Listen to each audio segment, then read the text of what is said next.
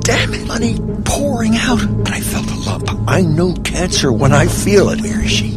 What is she up to? Never calling, never saying a word. Stress. It is everyone's inferno. Bedeviling our minds, igniting our nights, upending our equilibrium. But it hasn't always been so. Once, its purpose was to save us. If you're a normal mammal, what stress is about is 3 minutes of screaming terror on the savannah, after which it's either over with or you're over with. But everything changed. What once helped us survive has now become the scourge of our lives. And I just burst into tears and wept and wept. Today, scientific discoveries in the field Got him. Good. and in the lab prove that stress is not a state of mind, but something measurable and dangerous. This is not an abstract concept. It's not something that maybe someday you should do something about. You need to attend to it today. In some of the most unexpected places, scientists are revealing just how lethal stress can be.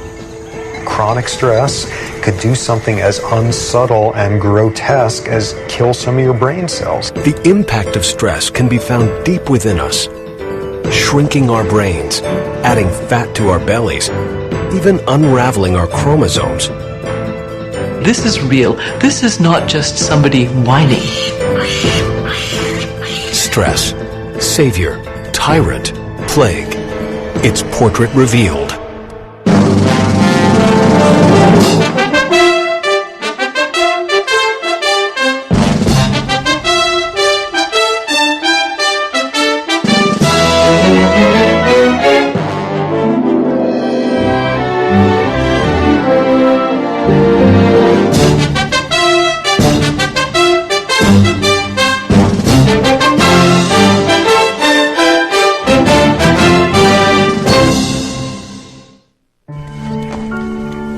All of us have a personal relationship with stress, but few of us know how it operates within us, or understand how the onslaught of the modern world can stress us to the point of death.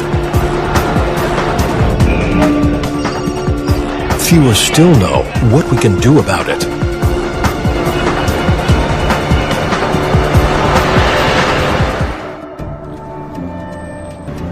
But over the last 3 decades, Stanford University neurobiologist Robert Sapolsky has been advancing our understanding of stress, how it impacts our bodies, and how our social standing can make us more or less susceptible. Is the aggregate bad news? And Most of the time, you can find him teaching and researching in the high-achieving, high-stressed world of brain science. This week's paper is this huge contrast between classical. But that's only part of his story. For a few weeks every year or so, Sapolsky shifts his lab to a place more than 9,000 miles away, on the plains of the Masai Mara Reserve in Kenya, East Africa.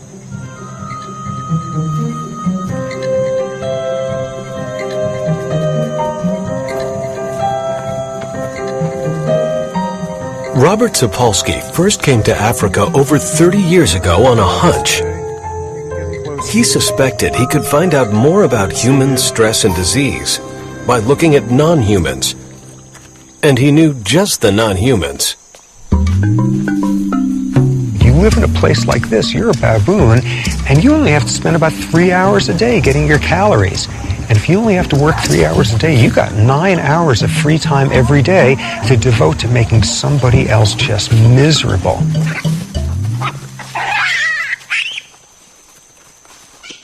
They're not being stressed by lions chasing them all the time. They're being stressed by each other. They're being stressed by social and psychological tumult invented by their own species. They're a perfect model for westernized stress-related disease. To determine just what toll stress was taking on their bodies, Sapolsky wanted to look inside these wild baboons at the cellular level for the very first time. To do this, he would have to take their blood in the most unassuming way. Basically, what you're trying to do is anesthetize a baboon without him knowing it's coming. because you don't want to have any of this anticipatory stress. So you can't just, get in your Jeep and chase the baboon up and down the field for 3 hours and finally, when he's winded, dart him with an anesthetic. Now, the big advantages of a blowgun are that it's pretty much silent and it hasn't a whole lot in the way of moving parts, but the big drawback is it doesn't go very far. So what you spend just a bizarre amount of time doing is trying to figure out how to look nonchalant around a baboon. Got him. Time. Okay, he is wobbling now. Okay, whoop, here he goes. From each baboon blood sample, Robert measured levels of hormones central to the stress response. Well, to make sense of what's happening in your body, you've got these two hormones that are the workhorses of the whole stress response. One of them, we all know, adrenaline, American version, epinephrine. The other is a less known hormone called glucocorticoids. It comes out of the adrenal gland along with adrenaline. And these are the two backbones of the stress response. That stress response and those two hormones are critical to our survival. Because what stress is about is somebody is very intent on eating you, or you are very intent on eating somebody, and there's an immediate crisis going on. When you run for your life, basics are all that matter. Lungs work overtime to pump mammoth quantities of oxygen into the bloodstream. The heart races to pump that oxygen throughout the body, so muscles respond instantly. You need your blood pressure up to deliver that energy. You need to turn off anything that's not essential. Growth, reproduction, you're running for your life. This is no time to ovulate. Tissue repair, all that sort of thing. Do it later if there is a later. When the zebra escapes, its stress response shuts down. But human beings can't seem to find their off switch. We turn on the exact same stress response for purely psychological states, thinking about the ozone layer, the taxes coming up, mortality, 30-year mortgages. We turn on the same stress response, and the key difference there is we're not doing it for a real physiological reason, and we're doing it nonstop. By not turning off the stress response when reacting to life's traffic jams, we wallow in a corrosive bath of hormones. Even though it's not life or death, we hyperventilate, our hearts pound, muscles tense.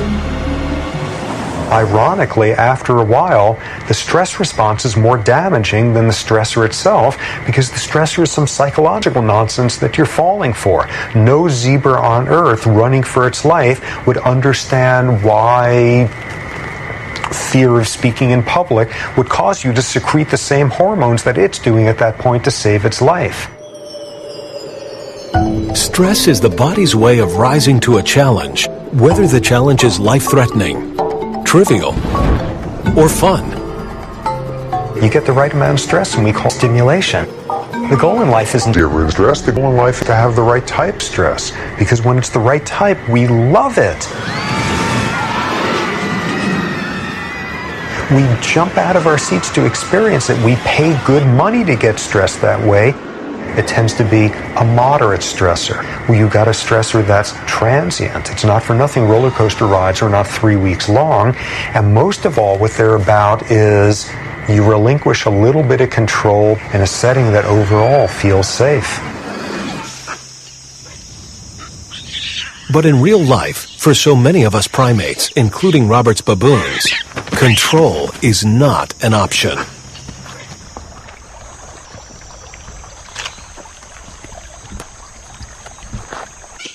So you get some big male who loses a fight and chases a subadult who bites an adult female who slaps a juvenile who knocks an infant out of a tree, all in 15 seconds. So insofar as a huge component of stress is lack of control, lack of predictability, you're sitting there and you're just watching the zebra and somebody else is having a bad day and it's your rear end that's going to get slashed.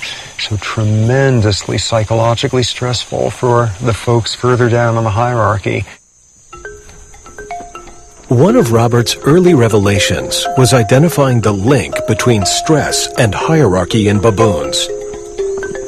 Some baboon troops are over 100 strong. Like us, they have evolved large brains to navigate the complexities of large societies. Survival here requires a kind of baboon political savvy, with the most cunning and aggressive males gaining top rank and all the perks. Females for the choosing, all the food they can eat, and an endless retinue of willing groomers. Every male knows where he stands in society, who can torture him, whom he can torture, and who in turn the torturee can torture. Well, this sounds like a terrible thing to confess after 30 years, but I don't actually like baboons all that much. I mean, there's been individual guys over the years who I absolutely love, but they're these schemy, backstabbing, Machiavellian bastards. They're awful to each other. So they're great for my science. I mean, I'm not out here to commune with them. They're perfect for what I study. 22 years ago, at the age of 30, Sapolsky's landmark research earned him the MacArthur Foundation's Genius Fellowship. His early work, measuring stress hormones from extracted blood, led to two remarkable discoveries. A baboon's rank determined the level of stress hormone in his system. So if you're a dominant male, you can expect your stress hormones to be low. And if you're submissive, much higher. But there was an even more revealing find. In Sapolsky's sample, low rankers, the have-nots, had increased heart rates and higher blood pressure. This was the first time anyone had linked stress to the deteriorating health of a primate in the wild. Basically, if you're, a stressed, unhealthy baboon in a typical troop, high blood pressure, elevated levels of stress hormones, you have an immune system that doesn't work as well, your reproductive system is more vulnerable to being knocked out of whack, your brain chemistry is one that bears some similarity to what you see in clinically depressed humans, and all that stuff, those are not predictors of a hale and hearty old age.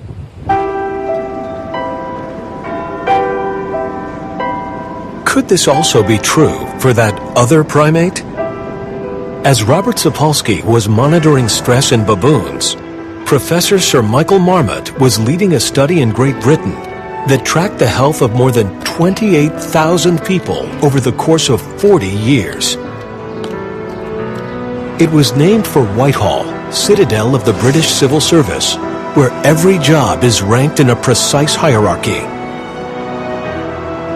The perfect laboratory to determine whether in humans there might be a link between rank and stress. I mean, that's the thing about stress. I think you've got to look at it in both acute terms and chronic terms. And I think I've been under chronic stress in this organisation simply because I'm a square peg in a round hole. Kevin Brooks is a government lawyer. His rank, level 7, means he has little seniority in his department. He lives the life of a subordinate. I think what I was most aware of at the time was the workload and how I had most of it under control, but one of my cases wasn't wholly under control. I'd let it slip. And it was a bit like,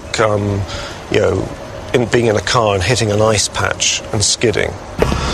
But nonetheless, I came in Monday morning, and my immediate manager, let's call him Ben. Ben wants a word with you. So we find a room, he shuts the door, then he says, you know what you've done. You know what happened while you were away. We couldn't find one of your files. Do you know what that meant? He just gave me a darn good kicking, psychologically. He did me over. And at the end of it, it was more threats. It was, right, this may be a disciplinary matter. So I left the room, crossed over the corridor to my own room, and I just burst into tears and wept and wept.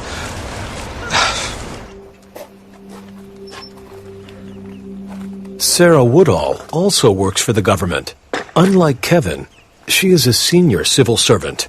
There are about 160 people reporting to me ultimately, one way or another, within the sector. I do really enjoy working in the civil service. It's quite a dynamic environment. It can be quite exciting. I like working with lots of people. So yeah, I do really enjoy my job. Such dramatically different reflections dramatize one of the most astounding scientific findings in the Whitehall study. Firstly, it showed that the lower you were in the hierarchy, the higher your risk of heart disease and other diseases. So people second from the top had higher risk than those at the top. People third from the top had higher risk than those second from the top. And it ran all the way from top to bottom. We're dealing with people in stable jobs with no industrial exposures. And yet, your position in the hierarchy intimately related to your risk of disease and length of life. I've been very lucky. I haven't ever experienced any problems with my health. Since I've been in the senior civil service, I haven't had a day off with ill health. So I've been very fortunate. In my own situation, I think that my career is pretty much tainted. It's pretty much arrested. Because I've had, for instance, out of the last 3 years at work, I've been off sick for probably half that time. This particular study is sort of the Rosetta Stone of the whole field because it's the British civil service system. Everybody's got the same medical care.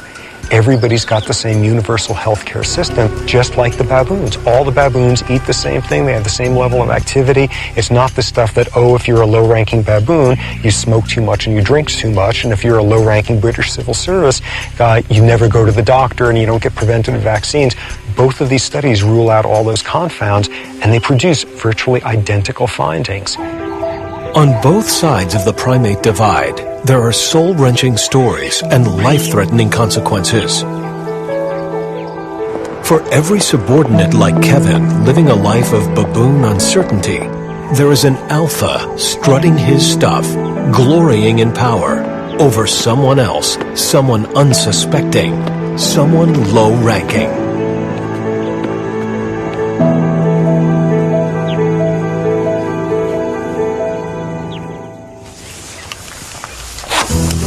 Got him. 1246. Do either of you see where the dart is? Yeah, I do. Okay, guys, who do you think's higher ranking? Our guy. Yeah.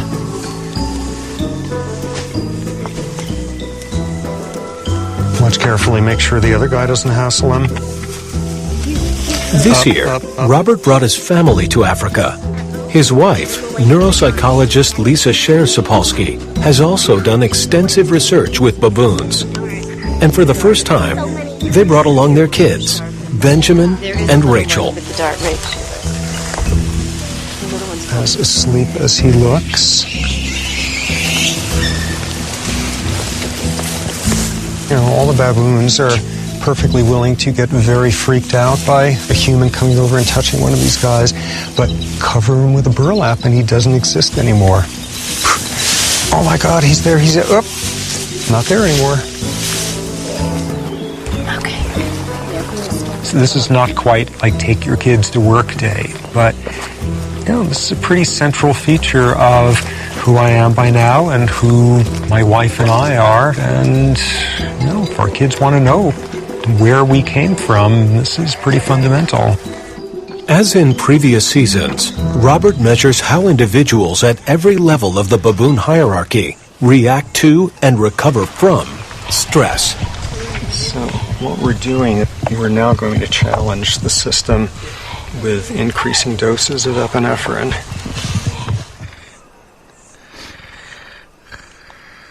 The baboon's response is immediately picked up in its blood, vital signs that can be deep frozen in perpetuity. It's this storehouse of potential knowledge, and I got 30 years of those blood samples frozen away at this point because you never know when some new hormone or some new something or other pops up, and that's the thing to look at and start pulling out those samples back to when, you know, Jimmy Carter was president. 150. 25. Anticipating the long reach of stress is a recent idea. For when Robert was Rachel's age, scientists believed stress was the cause of only one major problem. This is a picture of a major American personnel problem. An ugly sore that doctors call a peptic ulcer, eating away at the wall of a man's stomach. Those stomach pains that you talk about, the gnawing, the burning, those are obvious symptoms of gastric ulcer. 30 years ago, what's the disease that comes to everybody's mind when you mention stress? It's ulcers. Stress and ulcers, stress and ulcers. And this was the first stress-related disease discovered, in fact, 70 years ago. What I want you to do is to work on your attitude. My attitude? That's right. Ulcers breed on the wrong kind of feelings. You've got to be honest with yourself about the way you feel about things. Finding a new doctor sounds like a better answer to me. The connection between stress and ulcers was mainstream medical gospel until the early 1980s. Then, Australian researchers identified a bacteria as the major cause of ulcers. And this overthrew the entire field. It's got nothing to do with stress. It's a bacterial disorder. And I'm willing to bet half the gastroenterologists on earth, when they heard about this, went out and celebrated that night. This was like the greatest news. Never again were they going to have to sit down their patients and make eye contact and ask them, how's it going? So anything stressful, it's got nothing to do with stress. It's a bacterial disorder. So no longer would the solution be stress management. Now it could be something as simple as a pill. It was a major breakthrough. Stress didn't cause ulcers. Case closed. But a few years later, the research took a new twist. Scientists discovered that this ulcer-causing bacteria wasn't unique.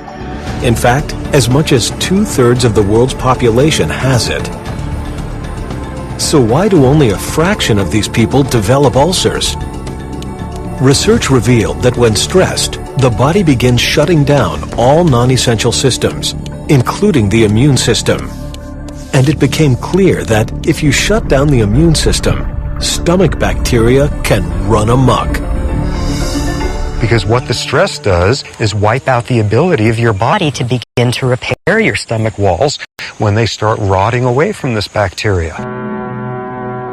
So stress can cause ulcers by disrupting our body's ability to heal itself. If stress can undermine the immune system, what other havoc can it wreak? One answer comes from a colony of captive macaque monkeys near Winston-Salem, North Carolina. People think of stress as something that keeps them up at night or something that makes them yell at their kids. But when you ask me, what is stress? I say, look at it. It's this huge plaque in this artery. That's what stress is.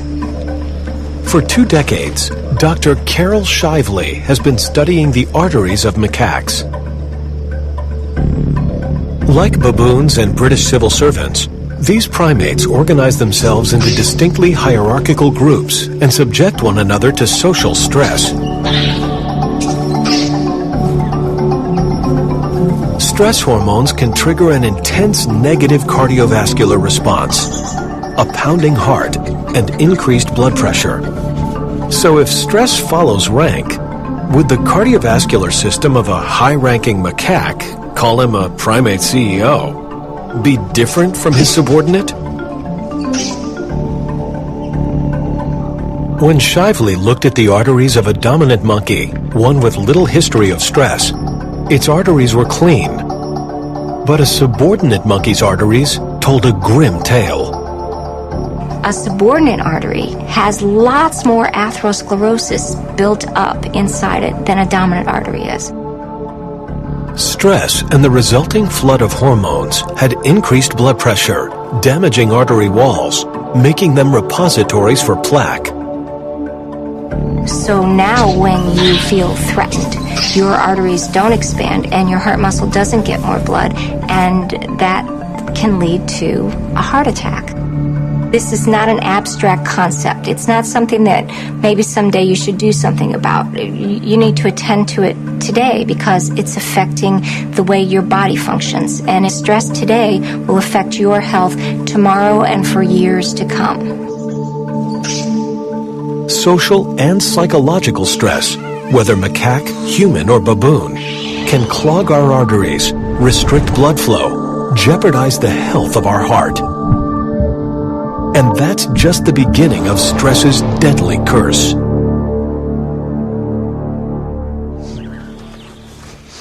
Robert's early research demonstrated that stress can work on us in an even more frightening way. Well, back when I was starting in this business, what I wound up focusing on was what seemed an utterly impossible idea at the time, which was chronic stress and chronic exposure to glucocorticoids could do something as unsubtle and grotesque as kill some of your brain cells. As a PhD candidate at Rockefeller University in the early 80s, Sapolsky collaborated with his mentor, Dr. Bruce McEwen, to follow the path of stress into the brain. They subjected lab rats to chronic stress and then examined their brain cells. The team made an astonishing find. While the cells of normal rat brains have extensive branches, stressed rats' brain cells were dramatically smaller. And what was most interesting in many ways was the part of the brain where this was happening, hippocampus. You take intro neurobiology anytime for the last 5,000 years, and what you learn is hippocampus is learning and memory. Stress in these rats shrank the part of their brain responsible for memory. Stress affects memory in two ways. Chronic stress can actually change brain circuits so that we lose the capacity to remember things as we need to. Very severe acute stress can have another effect, which is often we refer to as stress makes you stupid, which is making it impossible for you over short periods of time to remember things you know perfectly well. We all know that phenomenon. We all know that one from back when we stressed ourselves by not getting any sleep at all, and the next morning at 9 o'clock, we couldn't remember a single thing for that final exam. You take a human and stress them big time, long time, and you're going to have a hippocampus that pays the price as well. In addition to undermining our health, stress can make us feel plain miserable. Carol Shively set out to find out why. She began not with misery, but with pleasure. Shively suspected that there was a link between stress, pleasure, and where we stand on the social hierarchy. Just like stress, pleasure is linked to the chemistry of the brain. When a neurotransmitter called dopamine is released in the brain, it binds to receptors signaling pleasure. Shively used a PET scanner to examine the brain of a non-stressed primate. Our primate CEO. What we see is that the brains of dominant monkeys light up bright with lots of dopamine binding in this area that's so important to reward and feeling pleasure about life. Shively then looked at the subordinate's brain. What we discovered is that the brains of the subordinate monkeys are very, very dull, because there's much less receptor binding going on in this area. Why is that? What is it about this area of the brain? When you have less dopamine, everything around you that you would normally take pleasure in is less pleasurable. So the sun doesn't shine so bright, the grass is not so green, food doesn't taste as good. It's because of the way your brain is functioning that you're doing that, and your brain's functioning that way because you're low on the social status hierarchy. One feature of low rank is being low ranking, the reality. An even stronger feature by the time you get to humans is not just being low ranking or poor, it's feeling low ranking or poor. And one of the best ways for society to make you feel like one of the have-nots is to rub your nose over and over and over again with what you don't have.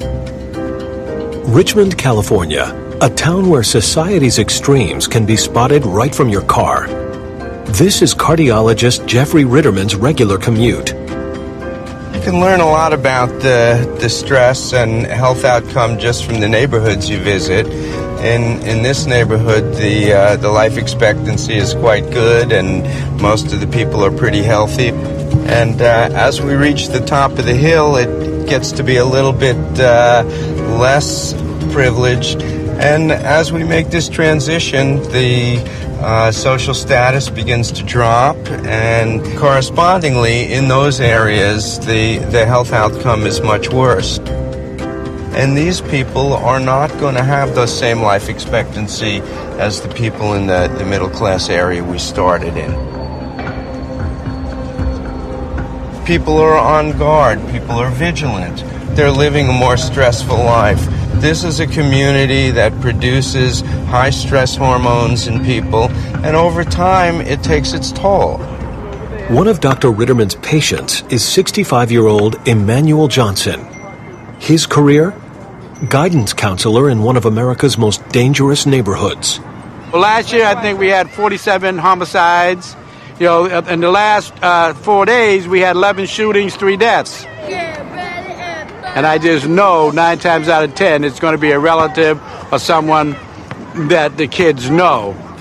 For Emmanuel Johnson, there is a price for chronic exposure to this stress. 5 years ago I had a heart attack. I'm a diabetic too. I have to work on it constantly. I've been in this business 20 years, so it's stressful just working the job. So over the years, the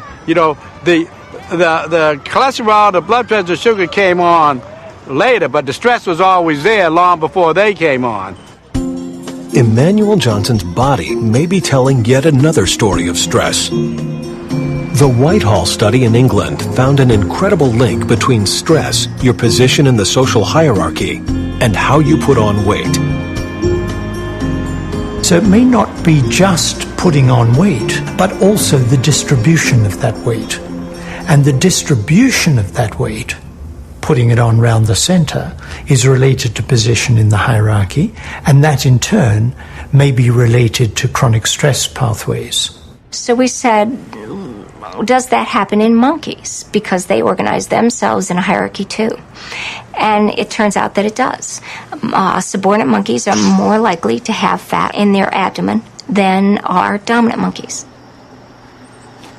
I think the most amazing observation that I've made in my lab is this idea that stress could actually change the way you deposit fat on your body. To me, that was a bizarre idea that you could actually alter the way fat is distributed. Sapolsky, Shively, and others think stress could be a critical factor in the global obesity epidemic. Even worse, fat brought on by stress is dangerous fat. You know that fat carried on the trunk or actually inside the abdomen is much worse for you than fat carried elsewhere on the body. It behaves differently. It produces different kinds of hormones and chemicals and has different effects on your health. Whatever it is that works for an individual, they need to value stress reduction. I think the problem in our society is that we don't value stress reduction. We, in fact, value the opposite. We admire the person who not only multitasks and does 2 things at once, but does 5 things at once. We kind of admire that person. How do they manage that, you know? Well, that's incredibly stressful way to live. We have to change our values and value people who understand a balanced and serene life.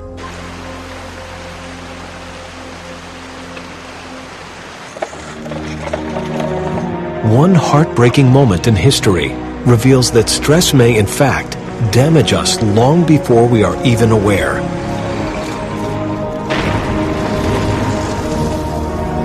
Holland, late 1944. A brutal winter and a merciless army of occupation conspire to starve a nation. It is known as the Dutch Hunger Winter. For those who survive today, these are haunting memories. Ik had niks. Ik kon hem niet zelf voeden meer.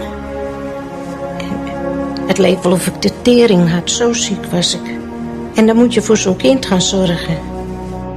Vond ik heel erg. Dat heb ik gedaan op de Dam, naast het paleis. En ik heb gevraagd aan de kosteres: wilt u zolang als de oorlog duurt mijn kindje grootbrengen? Want ik kan het niet. Dutch researcher Tessa Roseboom had heard many of those tragic memories. She and her team wanted to know if there were any lingering effects. Roseboom knew that our bodies respond to famine in much the same way they respond to other stressors. So she set out to see if the fetuses of women pregnant during these arduous days could possibly be affected by stress. Because of meticulous record-keeping by the Dutch, Roseboom was able to identify over 2,400 people who could have been impacted. She and her team analyzed the data from those born during and after the famine and came to a surprising conclusion. I think that you could say that these babies were exposed to stress in fetal life and they are still suffering the consequences of that now, 60 years later. Many of the Dutch hunger winter children live today, all in their 60s. Many still bear the scars of war. We found that babies who were conceived during the famine have an increased risk of cardiovascular disease. They have more hypercholesterolemia. They are more responsive to stress.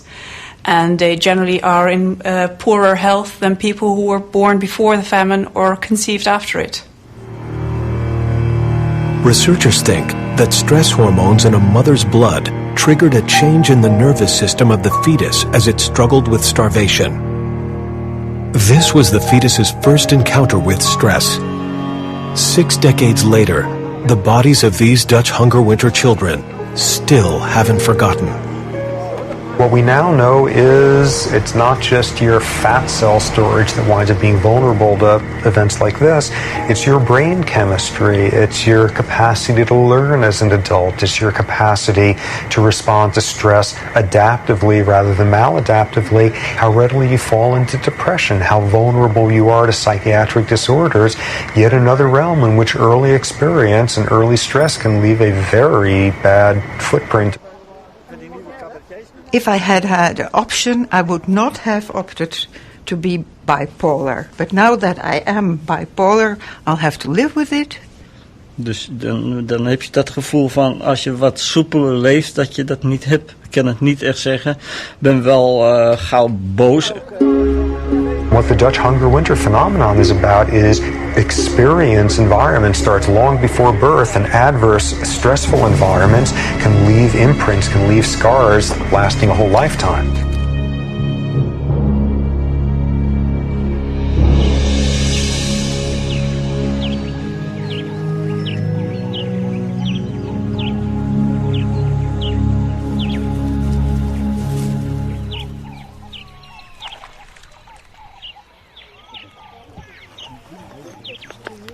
We're just taking fingerprints because no baboon has the same fingerprint as another one. So we just took Coney bears, and I'm hoping to go over to Riff and get his. During this year's multi-generational research, Robert, who has spent his career documenting stress's effects on the individual and on the cell, tracks the trail of stress even deeper into our bodies. One of the most interesting new directions of stress research is taking the effects of stress down to a nuts and bolts level of how cells work, how genes work, that half a dozen years ago nobody could have imagined. The once unimaginable genetic structures called telomeres, which protect the ends of our chromosomes from fraying. As we age, our telomeres shorten. What's interesting is stress, by way of stress hormones, can accelerate the shortening of telomeres. So the assumption is for the exact same aged guys, if you're a low-ranking guy who's just marinating in stress hormones, your telomeres are going to be shorter. So how does this formidable finding apply to us? San Rafael, California. Once a week, Janet Lawson keeps a very important appointment.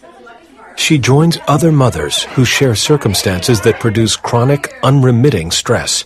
But she loses her balance, and that's the scary part. So we just went out actually last night and bought a new helmet just for fun. And we found that as she's getting older and wanting more independence, it's getting harder. Each of these women is mother to a disabled child. And for us, my son's only 8, and there's enough I can handle, and I don't allow myself to go too much out. I can't. I had a friend recently who said to me, I think you really should consider putting Lexi in a home. And that was really stressful in and of itself to think, wow. So, sorry. No, don't be sorry, honey. So it's like, wow, how could you even say that? She's, a little girlfriend. She's, even though she can't really communicate, she loves. She loves. She loves. She loves life. She loves. These remarkable women came to the attention of biologist Dr. Elizabeth Blackburn.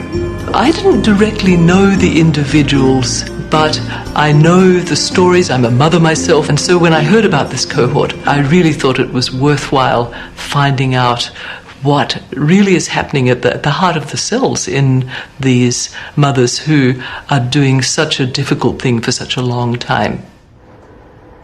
Dr. Blackburn is a leader in the field of telomere research. We have 46 chromosomes, and they're capped off at each end by telomeres. Nobody knew in humans whether telomeres and their fraying down over life would be affected by chronic stress. And so we decided we would look at this cohort of chronically stressed mothers, and we decided to ask what's happening to their telomeres and to the maintenance of their telomeres. What we found was the length of the telomeres directly relates to the amount of stress somebody is under and the number of years that they've been under the stress. Such stressed mothers became the focus of a study by Dr. Blackburn's colleague, psychologist Alyssa Eppel. Mothers of young children are a highly stressed group. They're often balancing competing demands like work and child rearing, and often don't have time to take care of themselves. So if you add on top of that the extra burden of caring for a child with special needs, it can be overwhelming. It can tax the very reserves that sustain people. And if they're stressed, if they report stress, they tend to die earlier. These women have shortened telomeres, decreased activity of this enzyme, and very, very rough number for every year you were taking care of a chronically ill child, you got roughly 6 years worth of aging. This is real. This is not just somebody whining. This is real, medically serious aging going on, and we can see that it's actually caused by the chronic stress. But there is hope. Dr. Blackburn co-discovered an enzyme, telomerase, that can repair the damage. It's what I always call it, the threat of hope. Preliminary data suggests that a meeting of minds such as this may actually have a health benefit by stimulating the healing effects of telomerase. And laugh. And laugh. If you don't laugh, forget it. You can't handle it. What I found is that the humor is something. There's a certain level of black humor that we have about our kids that only we appreciate. We're the only ones who get the jokes, and in a way, we're the only ones who are allowed to laugh at the jokes. One of the questions in the stress field is, what are the active ingredients that reduce stress and that promote longevity? And compassion and caring for others may be one of those most important ingredients. So those may be the factors that promote longevity and increase telomerase and keep our cells rejuvenating and regenerating. So perhaps connecting with and helping others can help us to mend ourselves and maybe even live longer, healthier lives. 20 years ago, Robert got a shocking preview of this idea. The first troop he ever studied, the baboons he felt closest to and had written books about, suffered a calamity. It would have a profound effect on his research. The Kikarok troop is the one I started with 30 years ago.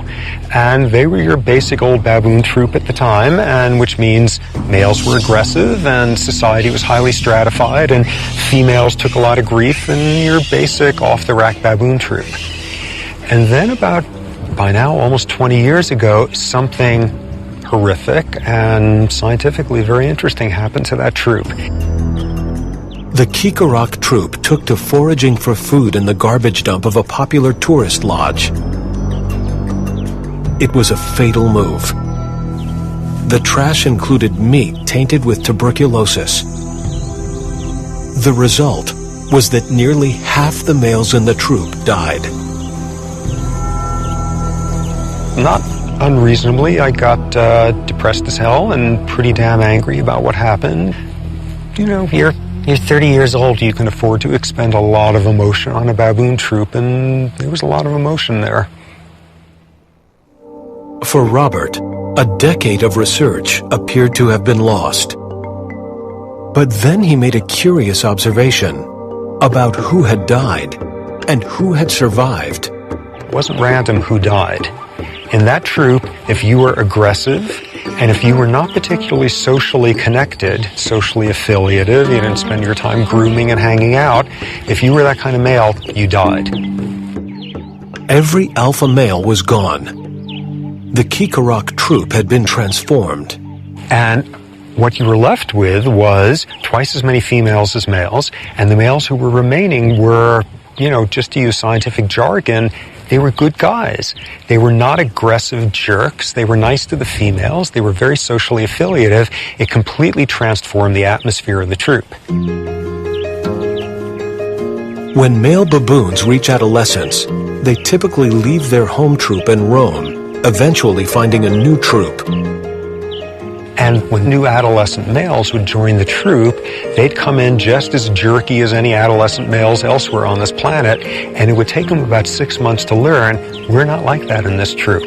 We don't do stuff like that. We're not that aggressive. We spend more time grooming each other. Males are calmer with each other. You do not dump on a female if you're in a bad mood. And it takes these new guys about 6 months, and they assimilate this style, and you have baboon culture, and this particular troop has a culture of very low levels of aggression and high levels of social affiliation, and they're doing that 20 years later. And so the tragedy had provided Robert with a fundamental lesson, not just about cells, but how the absence of stress could impact society. Did these guys have the same problems with high blood pressure? Nope. Do these guys have the same problems with brain chemistry related to anxiety, stress hormone levels? Not at all. It's not just your rank, it's what your rank means in your society. And the same is true for humans, with only a slight variation.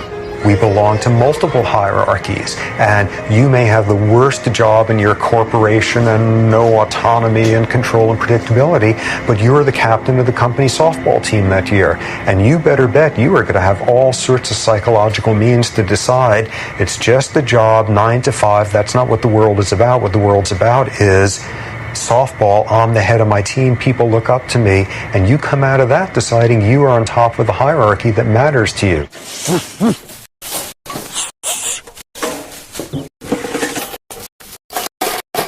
That worked. And lots of baboon poop. Which, under the right circumstances with the right season's experiment, is a gold mine. Unfortunately, this time around, it's just a cage to have to clean now.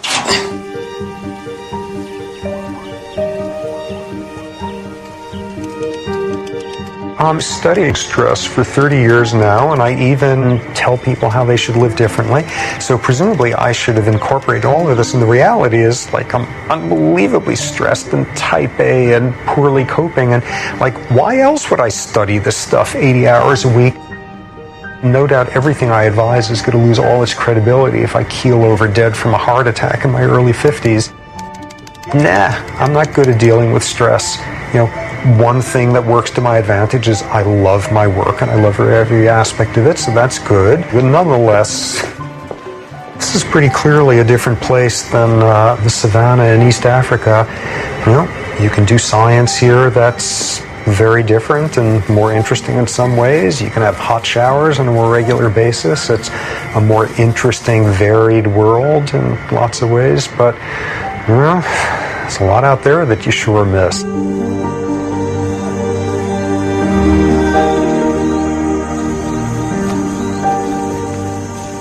It is a pretty miraculous place where every meal tastes good and you're 10 times more aware of every sensation. This is a hard place to come to year after year without getting, I think, a very different metabolism and temperament. I'm more extroverted here, I'm more happy. It's a hard place not to be happy.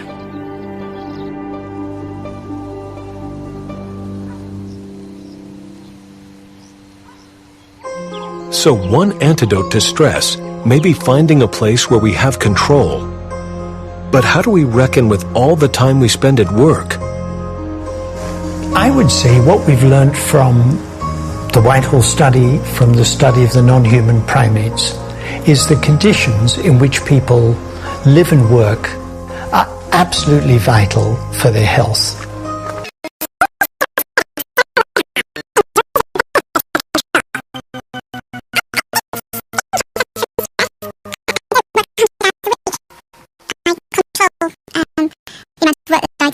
To make sure that I can continue to deliver long term. Control, the amount of control, is intimately related to where you are in the occupational hierarchy. And what we have found is, in general, where people report to us that things have got worse, that the amount of work stress has gone up, their illness rates go up. Where people report to us that they've got more control, they're being treated more fairly at work, there's more justice in the amount of treatment, so things are getting better, the amount of illness goes down. I've been very lucky. I haven't ever experienced any problems with my health. But not everyone is so lucky. So is there a prescription for the vast majority of us who aren't at the top? Give people more involvement in the work, give them more say in what they're doing, give them more reward for the amount of effort they put out, and it might well be you'll have not just a healthier workplace, but a more productive workplace as well. I've managed to achieve a degree of control. At the moment, I'm in a really good position. This is the first time where I feel I've had a boss who appreciates me. He doesn't dominate team meetings, he sits back. He invites people to contribute. He lets other people chair. He's a real manager. And he, from the start, when I returned after my latest sick leave just 6 months ago, he was so positive. I think I feel sufficiently empowered.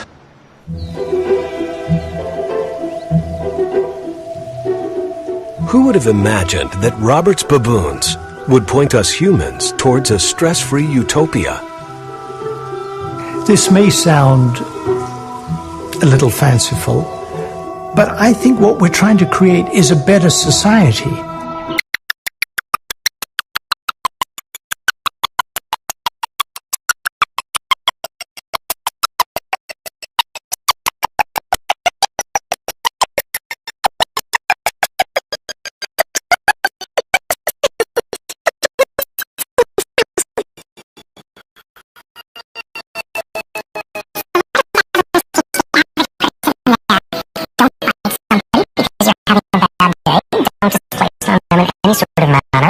Social affiliation is a remarkably powerful thing, and that's said by somebody who lives in a world where ambition and drive and type A-ness and all of that sort of thing dominates.